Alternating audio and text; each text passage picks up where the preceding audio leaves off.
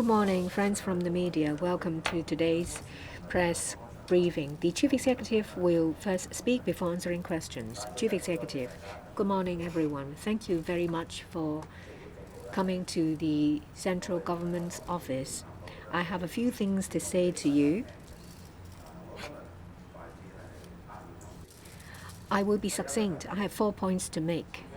First, the anti-chamber exchange will be put in place tomorrow. For the first time, I will lead the 3 secretaries of department as well as the undersecretaries together with the CEO of the Chief Executive's office to attend this session. The actual details will be worked out by the LegCo. As I said in the question and answer session at LegCo, I said that I suggested the anti-chamber exchange should become a regular exchange session. But in the end, I would leave it to the LegCo to make the final decision. As I understand, tomorrow at 9:15, the session will begin. We are aware that at 11 o'clock, the council meeting will start. So we will wrap up the exchange session at around 9:45. The anti-chamber exchange session is only a starting point. I would like to make a start by putting in place a regular exchange session for everyone to exchange their views. There will be further interactions subsequent to the exchange session, and these will be followed up by relevant departments as well as bureaus.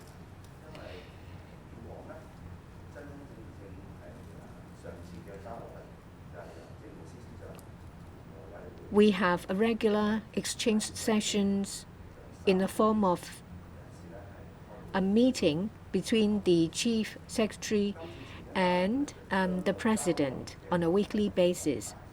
This time round, the anti-chamber exchange session will be expanded to include relevant parties within bureaus as well as secretaries of departments and their undersecretaries. This is only a start.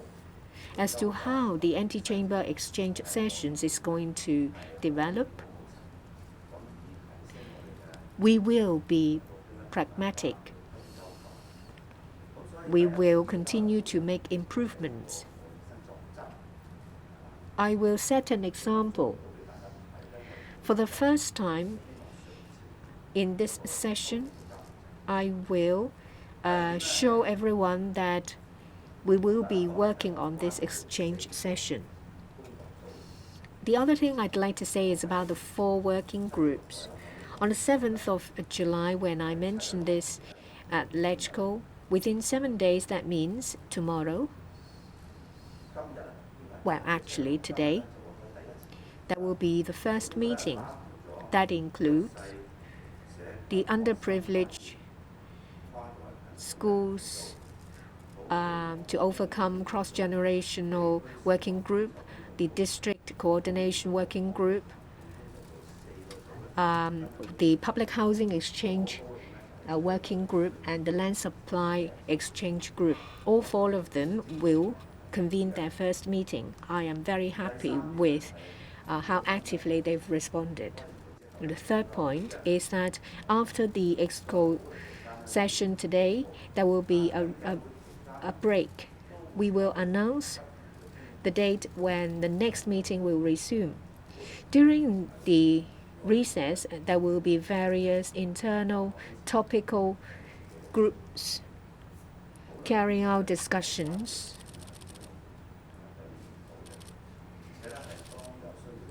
among themselves as well as with government departments. If need be, I would ask EXCO members to come in for a meeting. The 4th point is in relation to our anti-epidemic efforts. Our current objective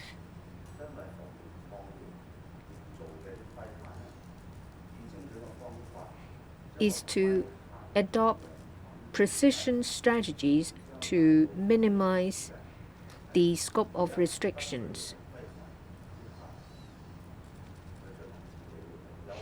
We aim to allow most people to get on with their lives with a minimum amount of restrictions, and for those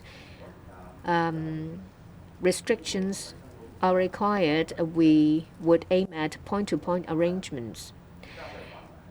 The HHB is currently looking into the launching of the red and yellow codes. The scope will be restricted. We're only talking about giving a red code to those who have been infected, and as you know that they should not be moving about increasing the risk to others. For yellow code, we will apply it to those who are under hotel quarantine. We will work out the details of the actual quarantine period and the relevant arrangements. So these are the only two categories of people that the codes would apply. In the long run, what we need to look into is that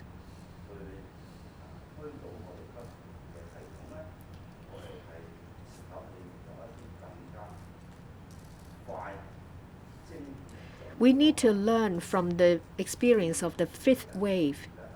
And in our weak links, where pressure was nearly unbearable, we would need to swiftly tackle these weak points.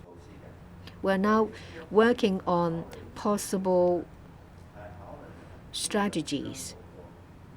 At the same time, we would try to minimize inconvenience caused to the general public. We want to come up with a way of early identification so that we can swiftly identify those affected and at the same time affect the least amount of people. And we want to dovetail the new measures with the old ones. We will listen to different views. Once a decision is made, we will let you know. But what I can tell you now is that in relation to the red and yellow code, they only apply to the two categories of people. That is, those who have been infected, they'll be given a red code. And those who are under hotel quarantine, they'll be given the yellow code. Other people are not affected. That's more or less it. Next question. The floor is open for question. Raise your hand if your name, identify your media outlet, and use the microphone we give you. The lady in white in the last row. Good morning, I'm from Now. Now, the government is thinking of color codes. The purpose of the yellow code is to shorten the period of hotel quarantine. There are rumors that hotel quarantine will be shortened to 5 days in hotel to 2 days at home. Now, if we have this color code, perhaps there is no need for hotel quarantine at all. Now, there is a suggestion that there should be real-time registration of the color code system. Now, there are people who are worried that it would become a political tool because in mainland, some of the movements of depositors in a bank have been restricted by means of the color code system. How can you ensure that the system will only be solely for control of the disease? Are you going to consult experts? Will you further appoint experts, or will it solely be the decision of the Secretary for Health? Now, for the color code system, let me be clear. The yellow code will only apply to a special category of people to consider the actual length of hotel quarantine and how the duration of quarantine can tally with our data so that we can minimize the length of quarantine so the social and economic activities as well as our global competitiveness can be retained. As regards the actual number of days of quarantine, we rely on real data. The Health Bureau is very proactively analyzing the relevant data. I'm sure the new considerations will be made public very soon. regardless of the way we tackle the epidemic, we will surely be acting in accordance with the law. Now, we are a law-abiding place. The government, of course, will abide by the law. Any measures or meant for tackling the epidemic will not be used for other purposes. It's not going to happen. If anyone wants to stir trouble with this, let me say here categorically that is not a fact. It's not true. Don't believe in such things. Now, we will not go against the law in applying any measure, and there are bound to be consequences. And I'm sure we will do a good job in explaining the policy. I've agreed with the Chief Secretary for Administration that in launching any new measure, we will clearly consider all the scopes involved, and then we will give a good account to the public so that you understand that we're only focusing on the epidemic and to minimize the impact on people affected by the epidemic. For instance, there may be 5,000 being affected now. We won't want to reduce the number to 1,000, and then we will ensure point-to-point or closed-loop arrangement. And for experts, we'll continue to appoint experts. Even when I was the CE-elect, I've had 2 meetings with the expert group. One on one occasion by myself only, and the second together with Dr. Low, the Secretary for Health now. Because we had not assumed office back then, it was an informal meeting, and then we issued a press release afterwards.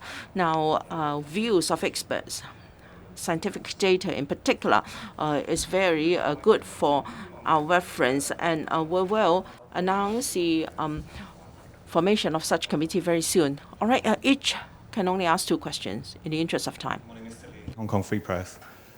First, even with a shortened quarantine, do you think business people or tourists will visit, show vaccination proof, spend thousands on a hotel and undergo, a dozen rat tests or PCR tests to attend meetings or do business? Is it compatible with Xi Jinping's instruction to maintain Hong Kong's status when, Singapore is already fully open? Also, you just warned against stirring trouble when it comes to the idea of the health code being used for political purposes. But of course, we've seen this in Hainan province, and the government has already, said a couple of years ago they would not enact a health code. So how can you reassure Hong Kongers and rebuild trust over enacting this policy? Well, first of all, every government, of course, have to design their COVID control measures according to their own circumstances. We have our own circumstances because we have a high proportion of elderly people. Our living conditions are relatively very dense, which are all factors that point to the higher risk of spreading the COVID virus. That's the first thing. The second thing is, from our experience in the 5th wave of the COVID attack, we know that the safety margin that was set at that time probably would not be sufficient in view of the fast spreading rate of Omicron. So what we need to do now is to balance these 2 risks. We have to ensure that the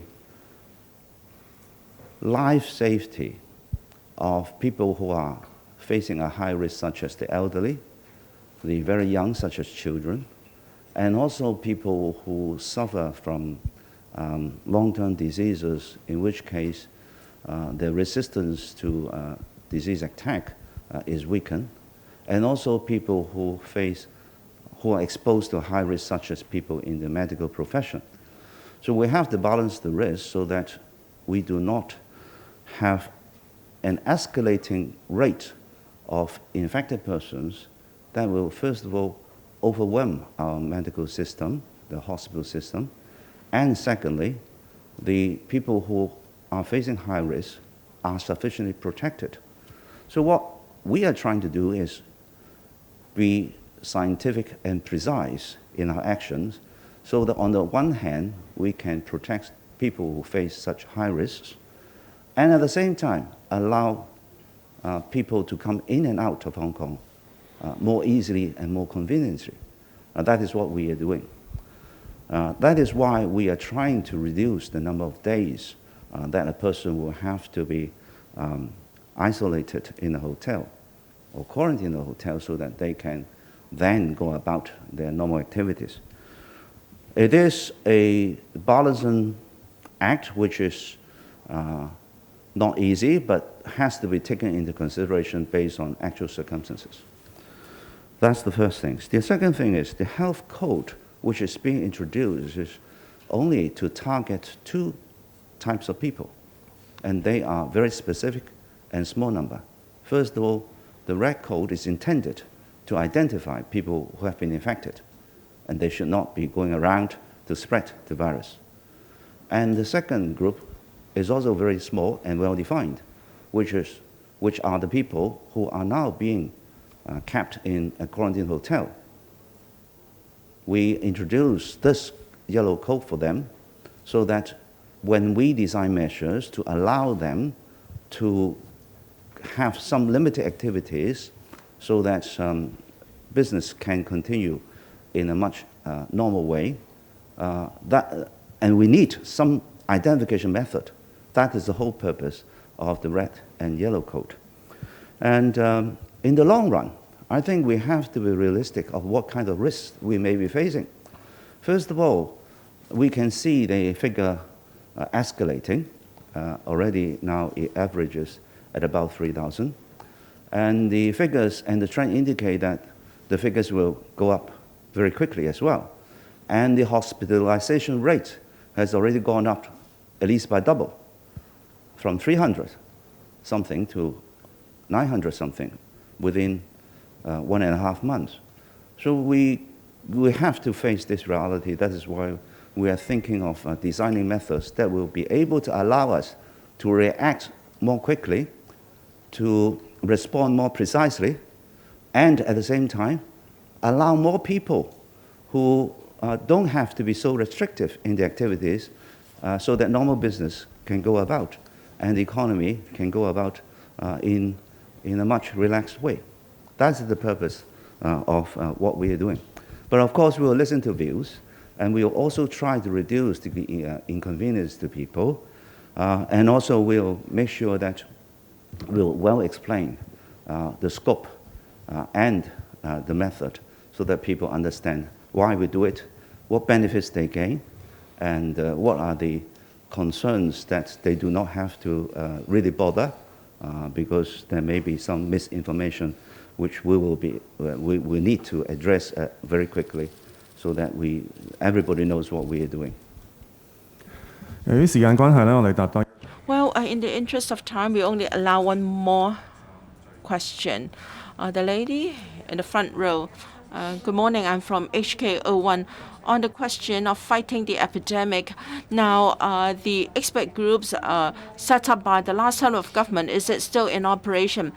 Because the former chief executive said that she was willing to advise on such aspects. So I'd like to know whether you intend to continue the operation of the committee. Now, since you assumed office, you have stepped up publicity through the internet, and you share with us your daily lives. Do you believe this will help in amending rifts in society, and what you will do to boost the confidence of young people in this government? As I said, that the expert panel will see a new round of appointment very soon. When I was chief executive-elect, I met with the expert panel. One time by myself and the other time with Professor Low. We had a heart-to-heart exchange in terms of points of view and scientific data. We will listen to experts before making decisions relating to the epidemic.